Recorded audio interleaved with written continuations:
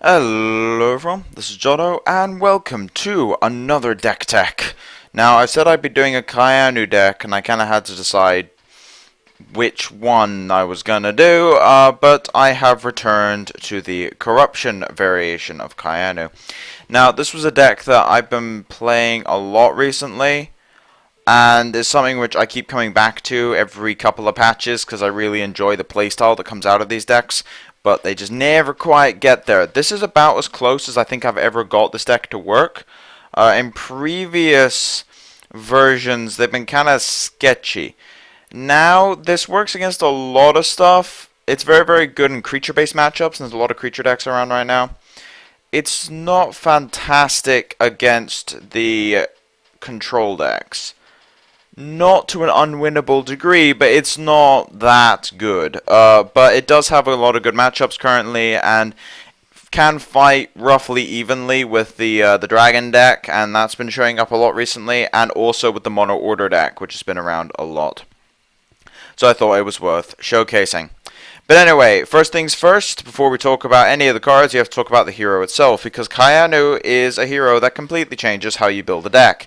That ability, Weapon Mastery, you get to put a 3 cost under, and it comes out next turn with a might counter on it. This allows you to effectively play 3 cost creatures for 2 mana.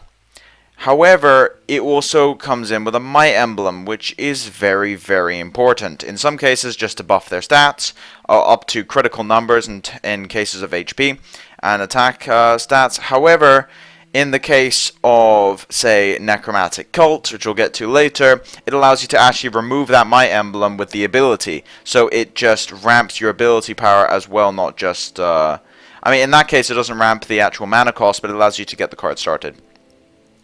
But anyway, so first things first, let's start with the early game. Now, this is a primarily defensive opener, as I'll just go over the removal spells. And yes, I include Plague Vermin in this. So, Noxious Fumes. Noxious Fumes is the better of the 2 removal spells in a lot of cases. However, Vermin does work with Necro Cult, as we'll get to a bit later. But in that case, you're basically just removing... I mean, you're basically giving -2/-2 for 2 mana. Kind of because you have to pay to put a counter on the Necro Cult, which means you're still paying more than you would for Fumes. Now, Fumes is incredibly good. Its only disadvantage is that you can't play it on turn 1 going first. That's the only problem with Fumes, and yes, it sounds silly, but yes, it comes up. That's the only problem with Fumes. There's Vermin. You can play Vermin and just leave it around and then use it when you need to, but Fumes is very strong. It kills pretty much anything in red outside of Phoenix and Dragon. And it's not fantastic against Gibber and Ronnie, but it does kill a lot of stuff in red. It kills Assassin with the aid of Infected Survivor. It can kill Library Guards. With Necro Cult, it can kill 3 HP things very easily, whilst not actually losing counters on your Necro Cult. And it just clears a lot of stuff. It also works with the sacrifice effects in the deck by clearing out the small stuff so that your big, heavy removal spells can actually get rid of the big stuff. So that's one of Noxious Fumes' primary uses. Now, Vermin, as I said, you can play it down. I used to play Flesh Sculptor in this deck, and it worked with that, but Flesh Sculptor just didn't do much. Like, it was kind of weird. Like, if you get multiple of them, they're amazing. But if you don't, it's just this dorky tutu, and it's good against Cataclysm, kinda, but you don't grow wide with this deck at all, so you probably get 2 zombies out of it, and that's not that threatening. So I figured just to cut it, and Vermin did take a bit of a hit from that, but it's not too bad. That and the zombies don't last very long because of Harpy. So yeah, Plague Vermin will often just be an enabler for Necro Cult in the late game, but in the early game it lets you hold down the fort when it comes to dealing with aggro decks, and that's really important, because if you can stabilize the early game, you're going to win, because the mid game against aggro is insanely powerful in this kind of archetype. So anyway, on to the 2-drops. Now we've got 3 Consume Spirit and then 3 Infected. Now, the Consume is the other removal spell in the deck. This will usually hit for 2. It's basically just a Fumes that allows you to pump onto a creature. I'm only playing 3 because this deck can't attack with the Consume very easily. I mean, you got Mesmerizing Spirit and Succubus with the flying. They can do it. Mostly Mesmerizing because Succubus won't be attacking that often, probably, when it comes to interacting with creatures, because by that point in the game you probably dealt with the board. But yeah, consume onto a spirit, that's a thing. However, outside of that, it just hits for 2. It can hit for 3 with Necro Cult, and I've also gone up to 3 corruption levels, even though you don't need to in this deck before, just to kill Succubus and Phoenix and things like that. It does hit for 3 when you need it, but primarily it is just a more expensive Noxious Fumes. But you need more removal effects, which is why there are 3 consume in the deck and 4 Fumes. Now, Infected Survivor is the 2-drop of choice. The reason there's only 3 of them, well, there's a couple of reasons. First of all, if you're going second, you spark a hero power, meaning that Infected Survivor, not as critical, because that opens you up to a whole bunch of other stuff you can do. You can also play a Mesmerizing Spirit off the spark with the hero power. So yeah, even if you don't hit one of your 8 targets for first activation of Kainu, you still have Spirit, comes down as a 3-2, and that's still handy. So when it comes down to it, not a critical thing going second. However, you can put Infected Survivor under Kainu and get a 2-2, which deals with Assassin quite well. So that is a plus side.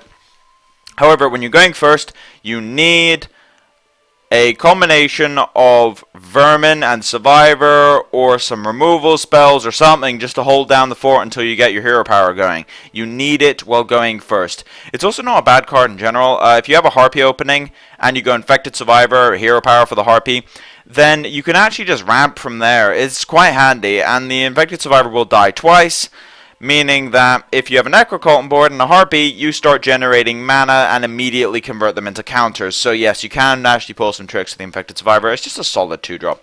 It's always underestimated, but it's quite powerful, and with Noxious Fumes you can take out a Library Guards, which is quite critical, hitting that 2-3 barrier, which is very, very nice, since 3 speed has always been a bit of a problem for corruption.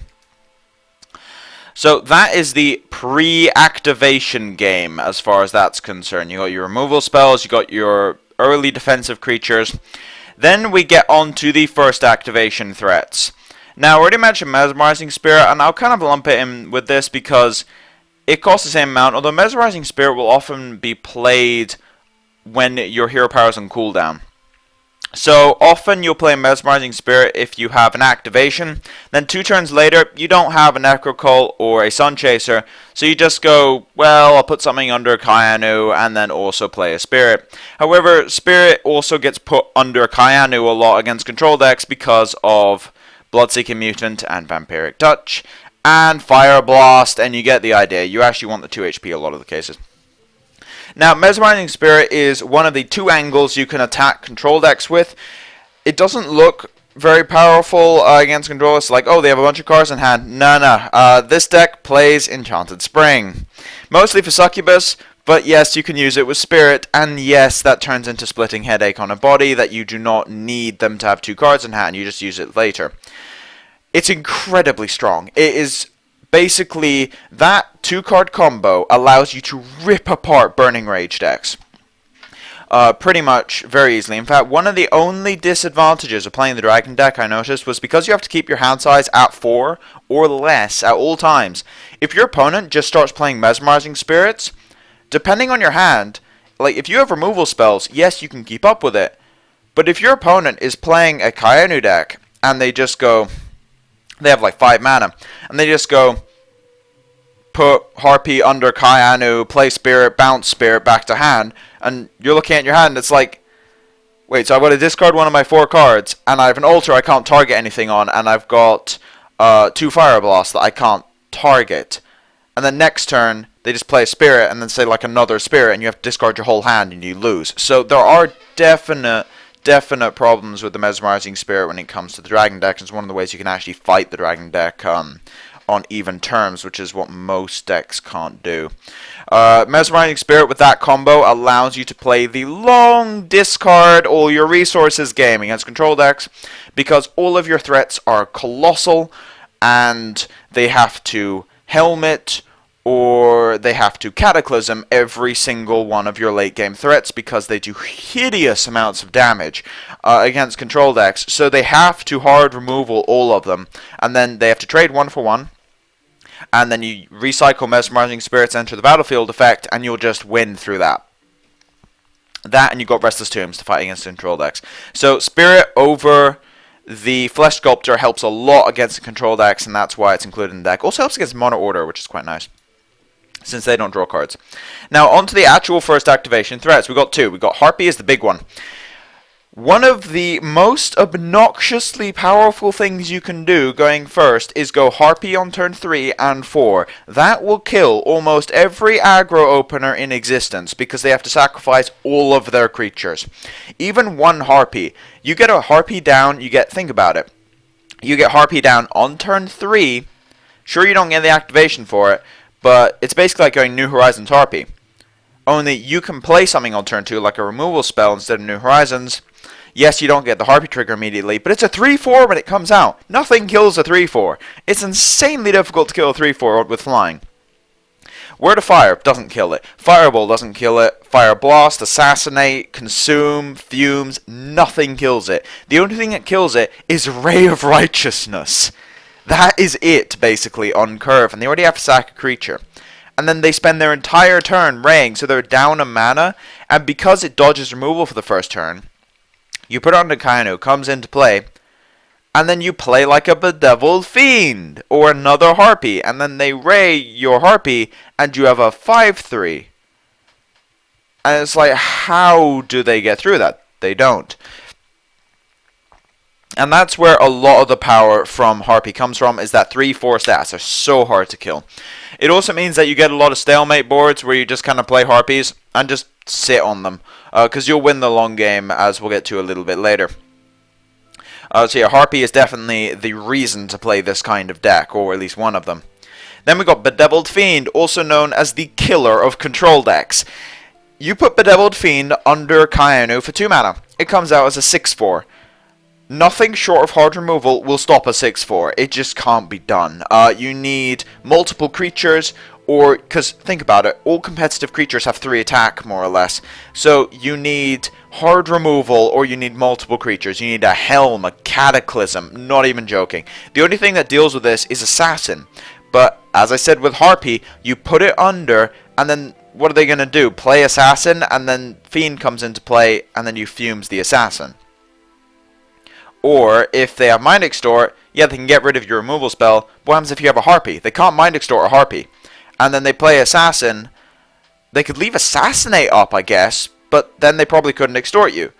So there's nothing they can do as a control deck to kill the Fiend efficiently, which means a Fiend under Kainu will probably deal 6 damage and kill a Library Guards with a chump block. The most amount of damage I've ever dealt with a Bedeviled Fiend was 12 before a Cataclysm. But just think about that. You deal 12 damage to a control deck, and then they have to Cataclysm 1 card. That is how powerful Bedeviled Fiend is at mauling control decks. That axe hits really hard, or whatever the hell he's holding. It looks like a mace, actually.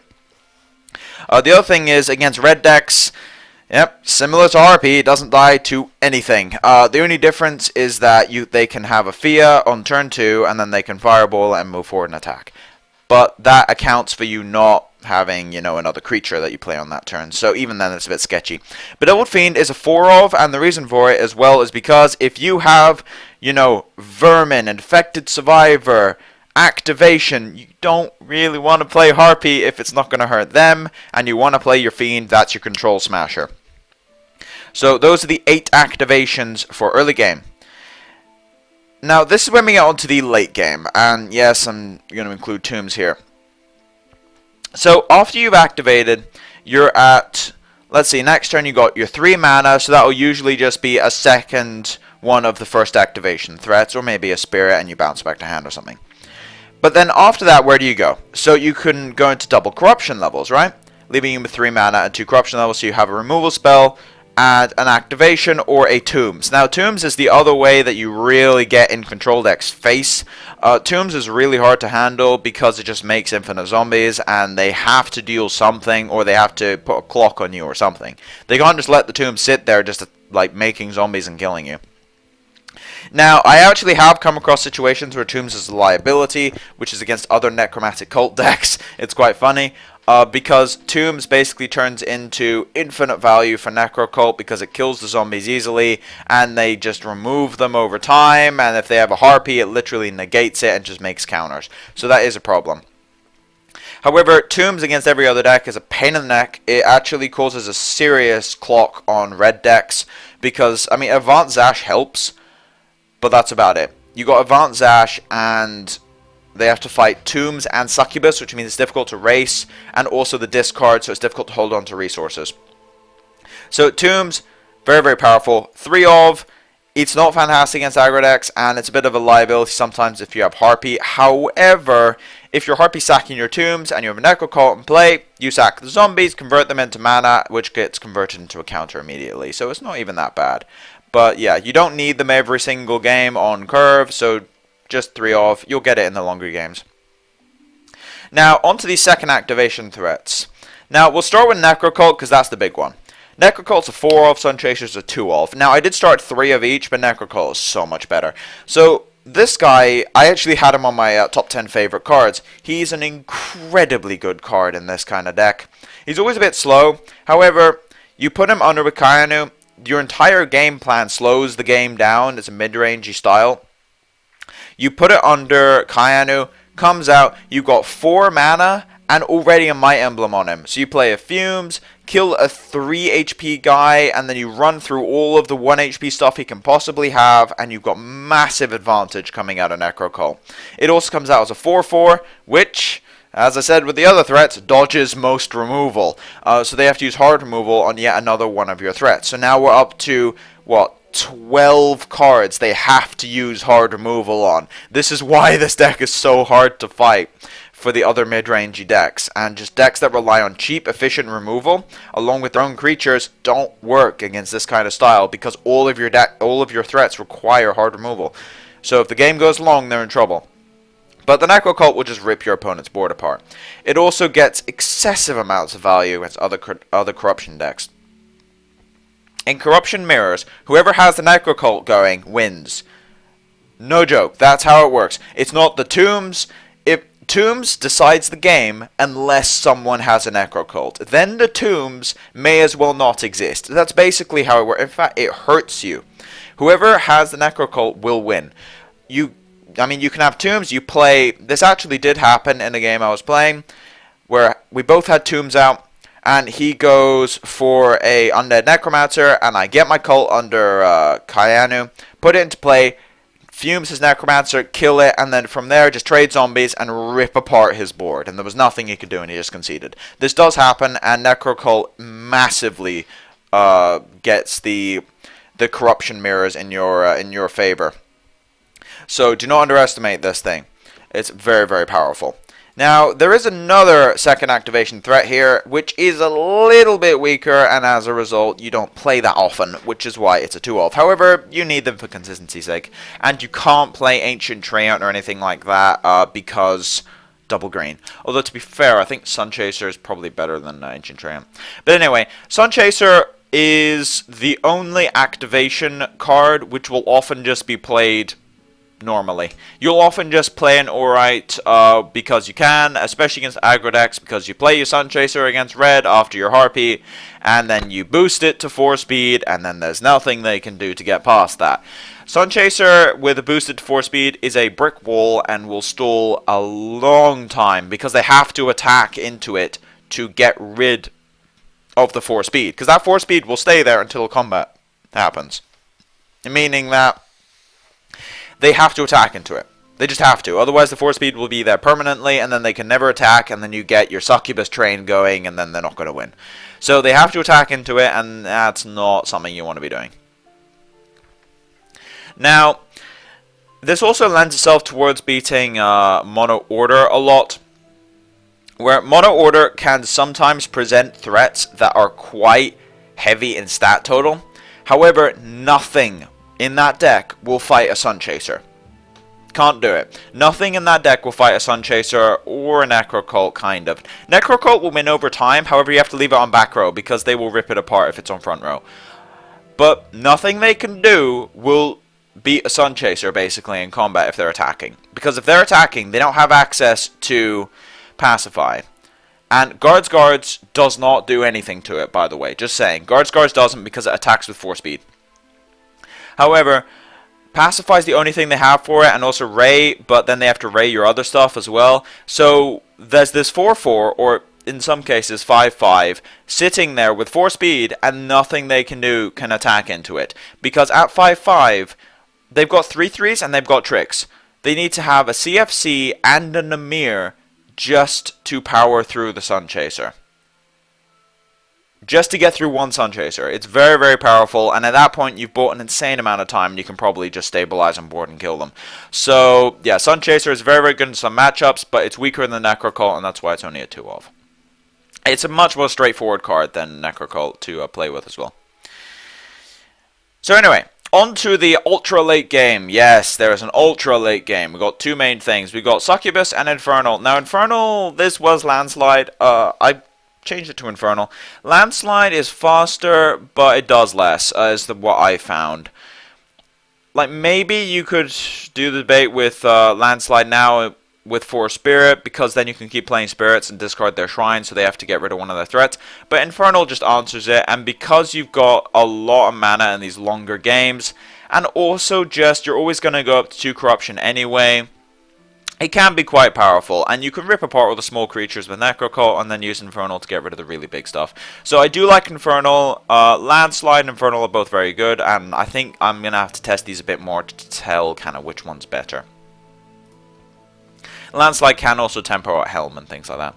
Now, the last non-shrine card in the deck is the Succubus. 4 of them. Succubus has kind of been the signature corruption card recently, to probably a higher extent than even Consume, or Word of Pain. It just always finds its way into these decks as a 4 of, because it lets you gain back life, it lets you put pressure on control decks, it lets you swing races. It's very, very good. And is one of the ways that you beat the other corruption decks and also the control decks and also red, because you play Succubus against a red deck and they have to fireball it, for instance, and then it heals for 6. Or you play Succubus and then next turn you go Succubus, bounce your own Succubus with Spring, and now you get more Succubus triggers, and that's actually how you can win against the corruption decks. Because the problem with against zombies is that yes, you will beat them on board. It just will happen. You're playing a Harpy deck with 4 HP Harpies, and everything is bigger than anything they can play without much of a tempo loss. However, the way they win is through Word of Pain and Succubus. You don't have Word of Pain, so you need Succubus and you need to bounce your Succubus. Bouncing Spirit also helps. And that's... Oh, it's raining. Anyway, I'm not sure if you can hear that on the microphone. But anyway, so yeah, bouncing Succubus and bouncing Spirit is how you fight the zombie decks. Again, that's why I replaced Flesh Sculptor. It's the same with red decks, and you just kind of need it. And against the control decks, you need the enter the battlefield effects to interact, because if they're trading resources with you, but eventually they're going to find a way of actually winning, because this is a mid-range deck, it's not a control deck, so you're not going to have the same late-game power they will, especially considering a lot of this deck's late-game power comes in the way it interacts with opposing creatures, as opposed to, well, creatureless decks. So anyway, on to the shrines. Now, the shrine count here is a little interesting. Just go here so you can actually see it more easily.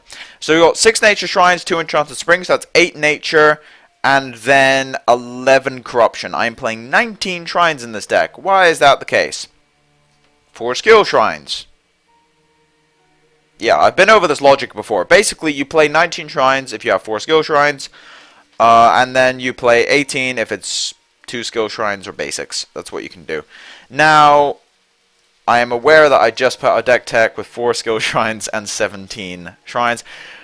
That does not count, because that deck deliberately misses Divine Offering sometimes. That does not count. However, for a normal deck, you need the 19. And when it comes down to it, you've got Sanctum. Each one of your cards is quite powerful, so even when you get Shrine flooded a bit, you just generate mana for your individual high-impact cards like Infernal, Succubus, and Necro Cult. You've always got something to do with your mana. And you've got Sanctum on the skill shrine for removal, and Enchanted Spring to recycle the enter the battlefield effect. So you're trying to get as much value as possible out of your shrines. Now, the other skill shrine you can think about playing is the Haunted Cemetery. The problem with it is, yeah, it doesn't really help against control decks. It's not going to accelerate your clock that much, and against creature decks, you're relying on Harpy. Yeah, you're relying on Harpy, and you don't want to be sacking your own stuff constantly. I mean, you can mana ramp, but it's just not worth it. Whereas something like Enchanted Spring will let you get an extra increase on clock or extra card advantage, depending on what you're bouncing. So, yeah, I definitely prefer the Enchanted Spring. It's also just one of the few decks you get to play Enchanted Spring in. So anyway, let's see if we can find a ranked game. Yeah, doing deck techs at the beginning of the month means I can actually play ranked without fearing about dropping rating. And yes, that may actually be the longest deck tech segment I've ever done. 25 minutes, but it's a very intricate deck. A lot of Kainu decks play very weirdly. I just have a lot of odd card choices. Like, if you just look at the list, it's like, what the hell is going on here? You got Enchanted Spring, 4 Bedeviled Fiend, and like 4 Necro Cult, 2 Sunchaser. These are not cards you play in high amounts normally. I guess like Harpy is still normal. I mean, it's a Harpy control deck at the base of it. Although, as opposed to using Harpy to stall the board to win through like some sort of spells, or just massive control of the board, you're more just powering up your threats and trying to hit them really hard. I have hit for 20 damage in one turn before against other corruption decks, because you just flood the board a bit and there's not much you can do. Okay. I'm against red. I'm actually going to keep this because I've got Vermin plus a turn 2 play plus a turn 3 play, so I'm going to keep this. Now, this is most likely the dragon deck, simply because, well, it's what makes sense. I'm leaving this on front row. No reason not to. If he doesn't have a play, I can just attack. And if he does have a play, I just move back. That's getting fumed. That's fine. Now, I don't want to reveal the Enchanted Spring yet. Second Vermin. Okay, this is good.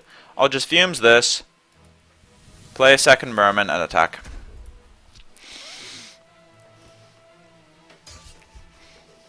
Then next turn I can get a Harpy down and maybe ramp into a Tombs if I still have Vermin around the turn after. Yeah, that seems like it might be the play. Depends what he does. Now, the deck he's playing may just miss Divines. It does happen if he's playing the kind of list that I think he is. Where to fire, that's fine. If the game goes slowly, I'm completely okay with it. Yeah, let's go with a nature here. Yeah, we'll just get the Harpy down. I think I might be ramping into a Succubus the way this is going. And I've got the Enchanted Spring, so that's really important against these red decks. Enchanted Spring Succubus is going to be a very important combo. He's up at 7 cards, which means he's either not playing a like Burning Rage centric deck, or let's see, he's either not playing a Burning Rage centric deck, or he just hasn't drawn it. I'll just attack first, see what he's holding up. I think that's a Fireball. Yeah, I mean, the Harpy dodges it. Let's Divine the Consume. Take the Corruption, and we'll just, we'll go up the Enchanted Spring. And I'll just pass the turn. And if the, like, if I have to sack the Vermin, I can actually just go for a Succubus. I may just go Tombs. Depends what I draw. It really does. I think I can just afford to play Succubus. Because then, if I do that, if he doesn't answer the Succubus, I can bounce it back to hand after attacking and play a Tomb straight up. Which puts me at quite the advantage. Interesting. I'll attack first. He seems to be holding up Fireball. He can't Hero Power yet. So actually, what I'm going to do is I'm just going to play the Tombs. Because this still ramps me every turn. Okay, so he doesn't have a Fireball on hand. Should have been paying attention to the clock last turn, actually. That was a mistake. So yeah, for those of you who don't know, your opponent has a 5-second window end of your turn to play an instant. And if there is no instant in his hand, then the window doesn't show up. It's a little stupid that it doesn't. But yeah, I mean, it probably should. Now that's to ramp into the hero power. I mean, the way I can do this, I can actually just play a Succubus and... Yeah, he's moving back. He wants to ramp into hero power. Which is fine. I mean, let's see. Sunchaser? I can actually play a Sunchaser and a Bedeviled Fiend here. Get that Sunchaser down. And now what? Like, he can hero power, but it doesn't do anything. Like, this Tomb's Harpy combo is basically just a new horizon. It's, well, not a new horizons, it's a power surge. That's basically what this is. It's a power surge, but as soon as he finds a method of dealing with my Harpy, it's no longer a power surge. Then it's just crazy. So he is playing the Altar deck. This is really rough for the red deck, because this Kainu deck can fight against a red deck very, very well. Just by nature, to be honest. Well, yeah, and nature in the deck, I guess Sunchaser and Kainu. But every threat in the deck has 4 HP or more. And Succubus is a threat, but it'll never be in play. It'll never be on the board. So that does not count. Double Fire Blast? Word of Fire. Now, something to note is because the Harpy is in play first, the Harpy triggers before the Tombs. So if he kills the zombie, I actually don't get the mana ramp. There's a mesmerizing. I think I like just relying on the Succubus at this point, though. I'll take the Sanctum. I think it's kind of important, because it does prevent him from just dropping a dragon into play. But now he's in some serious trouble. Pick up the Succubus. I can replay that next turn. Now he's got a 6-4 and a 3-4 to handle.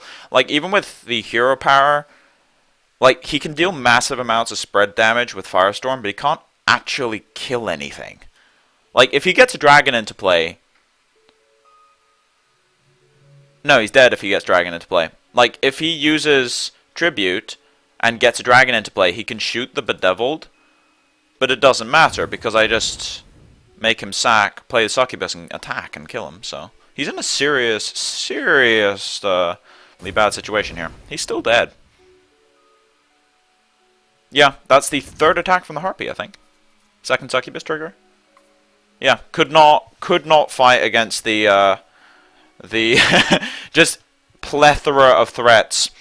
Yeah, this deck is interesting, where about, like, a couple of days ago, it was okay. Like, I was having issues in top 10 with it. I did get to top 10 with it on stream, although that was a different version. But I think now, with a bit more red going around, I think this is actually a legitimate deck. Now, I think it probably sits in tier 2. Reasonably. Yeah, I think it sits quite comfortably in tier 2 now, which is about as high as this kind of deck has ever got, to be honest, which is nice, because this is another type of deck which, this along with, like, Tempo Wisdom, and, like, I guess Rage midrange decks go back for me as, like, stuff I really like building, and I'm kind of happy this actually works now. But that game kind of just showcases the problems of dealing with 4 HP threats. Like, the Bedeviled Fiend got double Fire Blasted or something. You just can't efficiently kill these things. They're so difficult to harm. And yes, I was down to, like, 1 card in hand, but I had so many resources. Like, I had a Tombs in play, I had a Harpy in play, and I had a Succubus bounce combo. And a, what's it called? And a Sanctum. So, when it comes down to it, I actually still had enough resources to keep battling. And that's what I really like about these mid-rangey style decks. But anyway, thank you all for watching. If you like the content, please subscribe. If you have any feedback or want to ask me any questions about the deck, put it in the comment section below. But as now, it's been Jotto, signing off.